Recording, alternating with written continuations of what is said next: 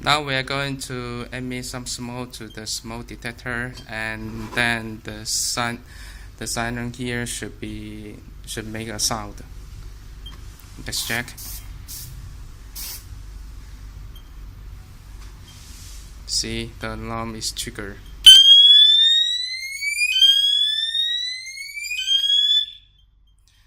Now the stereo is in silent. We can see the fire alarm here is triggered, and the fire situation happened in zone 4. Reset.